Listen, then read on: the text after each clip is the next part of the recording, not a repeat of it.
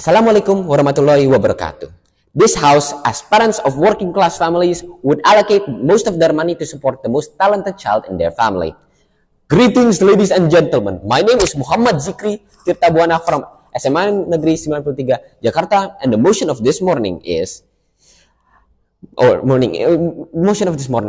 this house, as parents of working class families, would allocate most of their money to support the most talented child in the family. Basically, the family would have a favorite child that the parents see as the golden egg of the goose, and thus they would support them the most in expectation. That child will then turn around once they succeeded and help their siblings in return.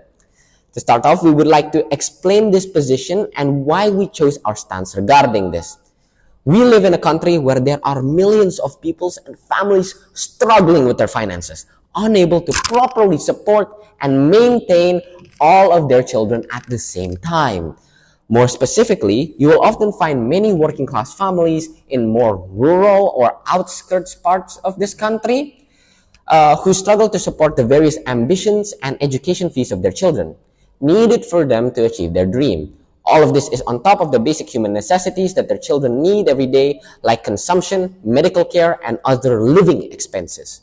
This is on top of the fact that these working class families are statistically the ones who do have the most children in our country, often having up to 5 or even 8 children at a time, and thus the ones who are going to be spending the most on said qualities.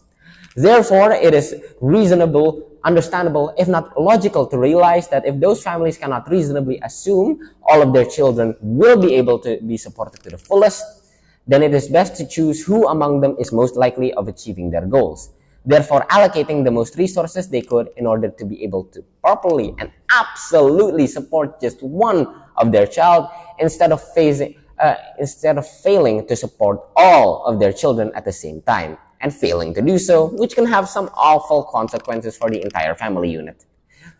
All of this comes with the expectation that once the favorite child succeeds, he will come back, turn around, and help his siblings in need. Therefore, the parents can rest assured that even if they, for some reason, are not able to properly take care of the rest of their children, their favorite child will be there to step up, man up, and take care of his or her siblings.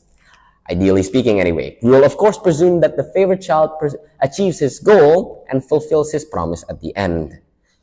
There are often, of course, limits to this, as the families that most often adopt this tendency are indeed, of course, middle to lower working class families who have just enough to get by but don't often have the luxury to do much further. And thus, the house supports this way of thinking largely because of the following reasons. Firstly, a lot of these families find themselves stuck in a cycle of poverty. These working class families often make just enough to get by and survive the day, but often not enough to fully thrive in their environment. And truly succeed in their family group, they must choose which one of them is able to break that cycle.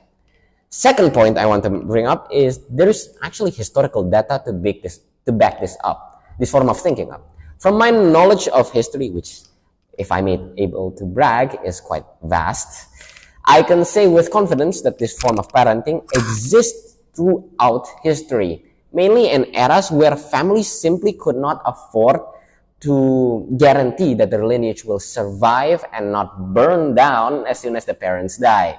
And there is a reason for that. To elaborate further, for most of human history, most families operated on an apprenticeship-esque system, thereby families parent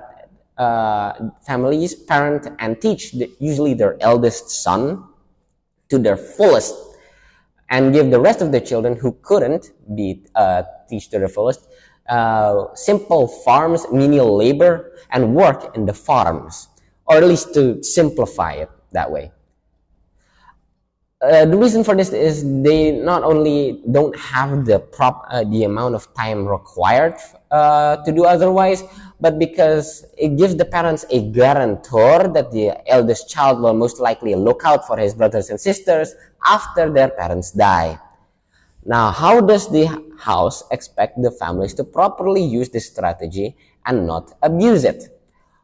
While it would be unfair for their other children, the parents will be placing far more attention to their chosen child, if you're willing to call it that. Place some air quotes on it, to make sure the chances of them succeeding are improved. On top of this, they could also invest more monetary investment in them to make sure they can go do the said activities that they need to improve upon their studies. After all is said and done, the chosen child will then honorably uphold their end of the bargain and help out their brothers and sisters in their time of need. And thus, that is why this house, as parents of working class families, would allocate most of their money in support of their most talented child in the family, and thus giving them a higher chance of succeeding in life. Thank you very much. Wassalamualaikum warahmatullahi wabarakatuh.